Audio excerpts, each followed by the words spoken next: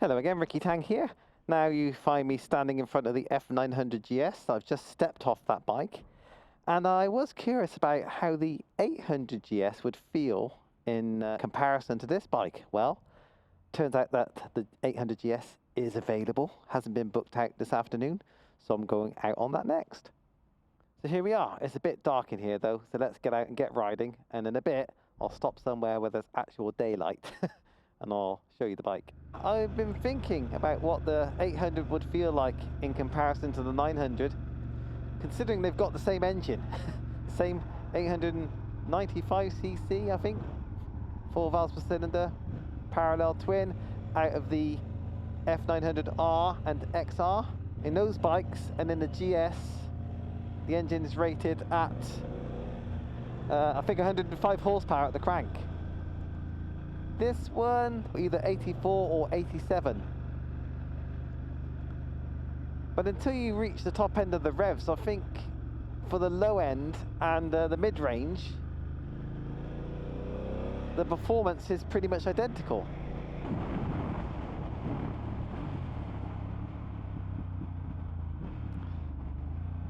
So, after a little spin on the dual carriageway to get started, what do I think? Well, compared to the high-barred, enduro-packed F900 GS that I just rode, yeah, this bike does feel a lot more compact. Basically, in comparison, it feels like a street bike. Although we know that this bike's got the 19-inch front wheel. But the rider triangle and the seating position just feels more compact. The seat height is a good bit lower as well compared to the 900, and I can flat foot easily with both feet with a bit of a bend in the knees as well, so a lot more manageable for people with shorter legs. But does it pull like the 900?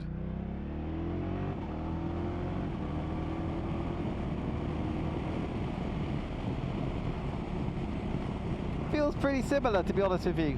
Didn't feel maybe quite as strong as the 900, but still pulls well. Whoa. But it still seems to have the same punch off the throttle at low revs that the 900 did. And that's what I thought would be worth understanding about this bike. Yeah, both feet, oh, you might not be able to tell, flat on the ground there, slight bend in the knees. Yeah, good bit lower down than the 900 was. This bike comes equipped with quick shifter, riding modes, you know, over above the standard ones that get delivered. So got a few packs on this bike. The 900 had, I saw a USB socket, and this one's got one as well, but it's also got a DIN socket, which I couldn't see on the 900. I presume it's got tucked away somewhere at the front, but it didn't stand out. Another thing which I appreciate on this 800 is the seat. Now, with the 900 GS, I don't think the seat is an optional extra that I sat on, it's just the seat, and it's quite hard. It's designed more for off-road. This one, much more cosseting. A good bit more give when you sit down on it. Feels more like a typical road bike seat.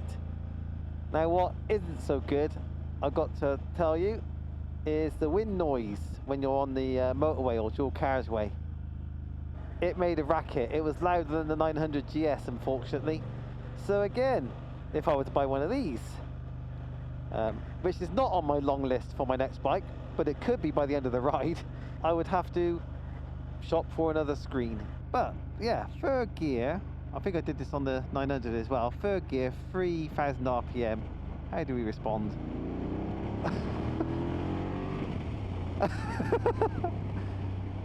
It pulls hard. It does pull hard.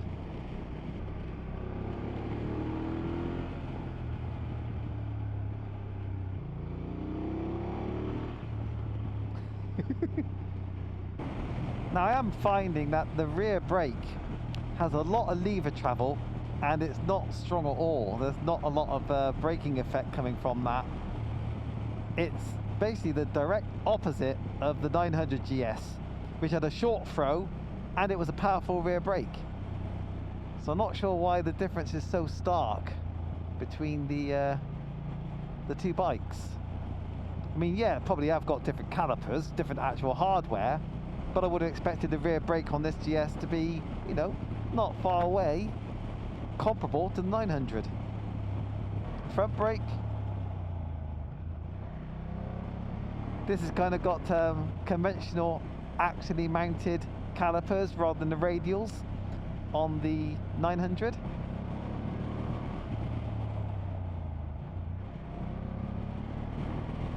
So not as powerful, don't stop you quite as quick. There's a fair bit of fork dive.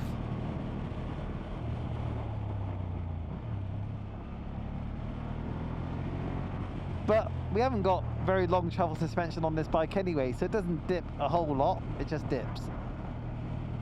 This bike, psychologically, kind of puts me in the mind of maybe something from the 90s that had a big engine. Now, I haven't ridden a VTR 1000 Firestorm or a TL 1000S, but what I'm feeling is that it's a small bike.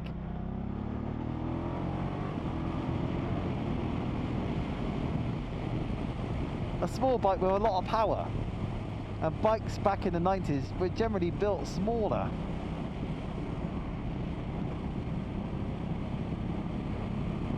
So it has got a real nice character about it. Feels a bit more engaging to me than the 900 did. Yeah, it just feels easy to throw around. Like I say, it feels small, but feels fast. It's really putting a smile on my face. But if you're about a foot taller than me, well, maybe not a foot. I'm 5'7", 170 centimeters.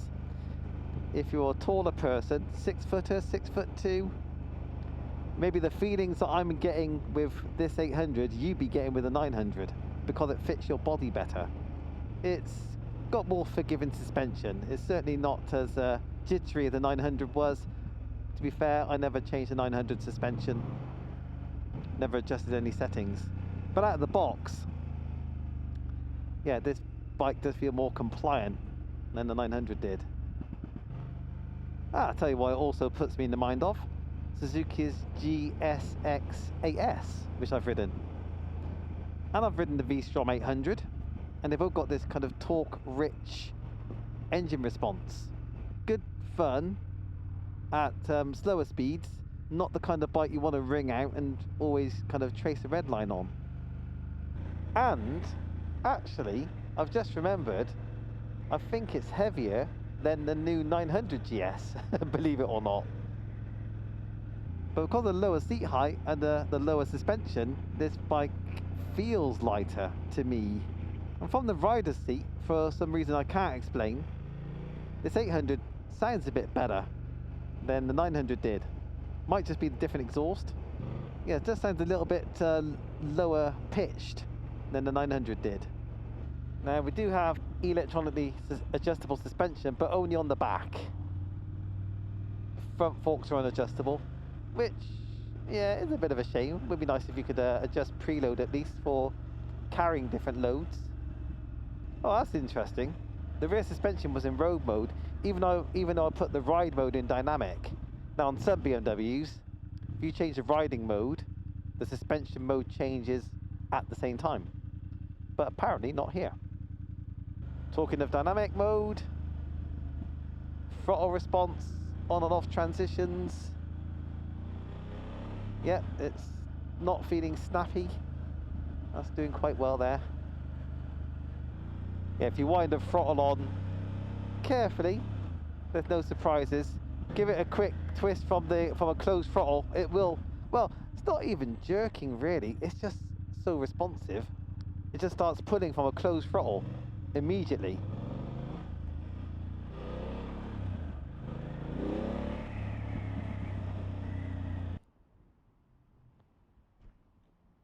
Oh, how easy is it to get on the side main stand?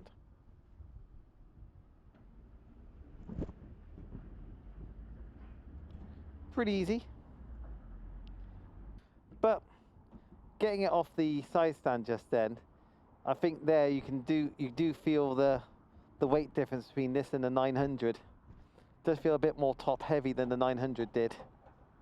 Yeah, I think the weight of this metal tank does make itself felt when you get the bike off the side stand. It's not too bad, but the 900 just feels a little bit lighter to get upright.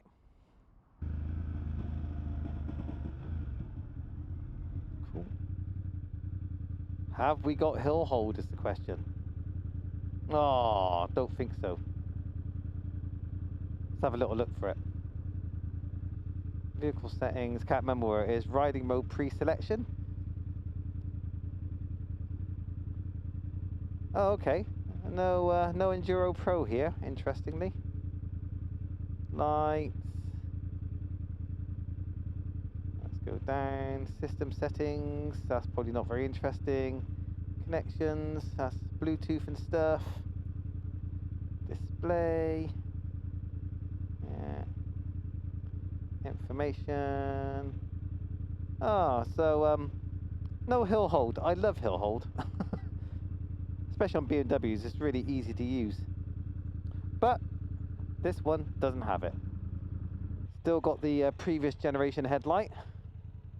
Apparently the 900's got a better spread of light, but don't think anyone's had any complaints about this one. And a Dougie. I'm finding it a lot of fun. Just feels small and chuckable. Just giving me confidence to enjoy it. So this sort of manoeuvring is where you just got to be aware of the up top weight. And if you're going to take a bike off-road, and this is not very off-road, but if you are, off-road training would be recommended. Bike does seem to handle potholes and rubbish in the road pretty commendably. It's not harsh at all. So the controls, unsurprisingly, pretty much identical to the F800 GS.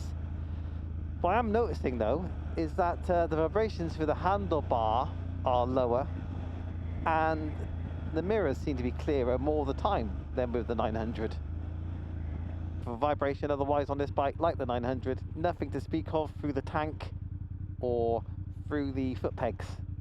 So yeah, summing up then on this bike, pros and cons. Well, pro for me personally is that I think I enjoy riding it more than 900. Just suits my body shape better at 5'7", 170 centimeters with a 32-inch inseam. Just more manageable. Suspension also is more compliant, so for me, again, personally, I like that. But the suspension on the 900 would have been adjustable to suit. Just out of the box, this just feels just a bit easier, a bit kinder to you on the road. And I'll be honest, I haven't really missed any of the performance of the 900. I think they need to be revved out in order to really see the differences between the two tunes. Cons. The rear brake, I don't like it. It's too soft, don't know why. It doesn't feel correct, basically. But it might just need bedding in, like I say, because the bike's got so few miles on the clock. Front's definitely not as strong as the 900 GS. But again, that could be down to the fact that this bike's not got many miles on the clock. But a bit more performance from the front brake wouldn't go astray. Wind noise and turbulence is not great on this bike, so you'll have to do, well, you may have to do some screen shopping to find something that's actually halfway decent. So I wasn't expecting this bike to surprise me after riding the 900 GS, but it has surprised me. In fact, I think it's just found itself into my long list for my next bike. Now there's a lot of other bikes on that long list. In fact, the long list was a short list a couple of weeks ago, but I made it long again because I can't make my mind up about what bike I want next. This, if the screen could be sorted, could prove to be, yeah, a real fun an enjoyable bike for me, I reckon. But what about for you? Let me know in the comments of what you think about this bike. If you've ridden or considered a 800 GS, 850, 750, 700. I think they're rather underrated in the marketplace.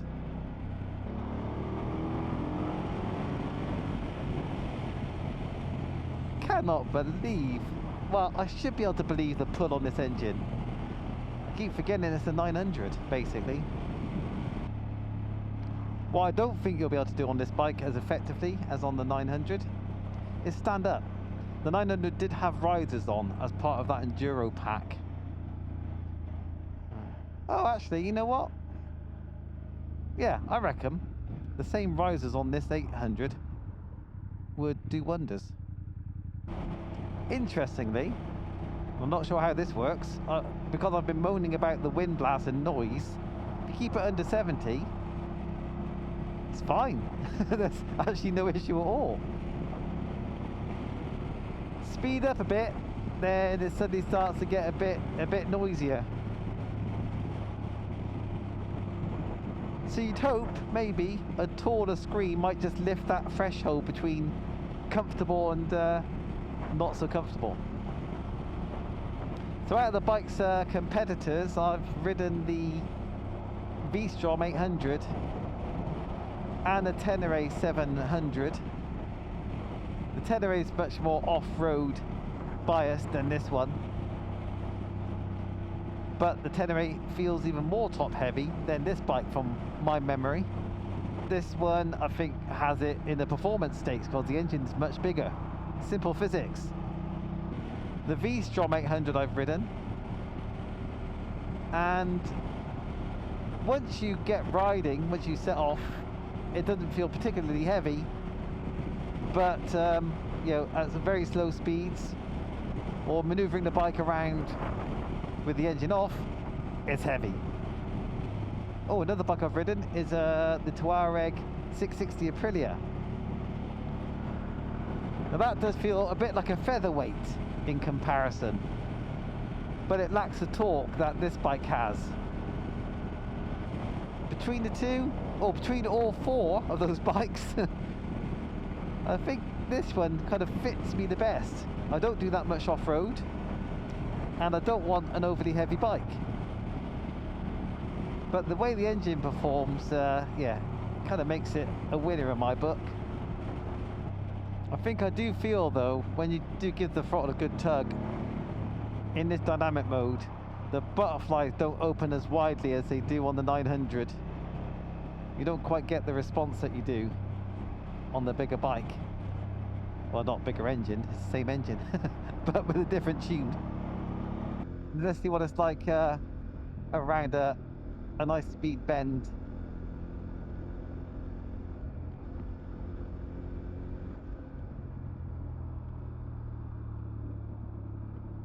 Yeah, hung together quite nicely there. First time on that bend for me though for, oh, I don't know, nearly a year, so I didn't actually do it very well.